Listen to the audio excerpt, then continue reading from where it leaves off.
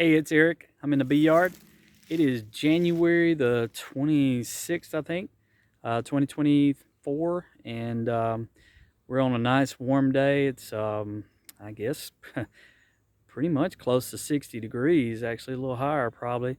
But anyway, I went ahead and put some feed, sugar feed, on top of the hives 2 days ago when I knew it was supposed to start getting warm, and uh, I've, I've always been told that you need to feed on these warm days. A lot of my bee keeper friends tell me we need to feed on anytime we got a warm day, and that's what we're doing right now.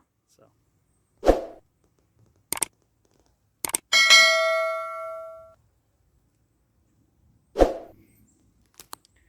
I've got one hive that I'm a little concerned about, and another one I'm concerned about at the very end.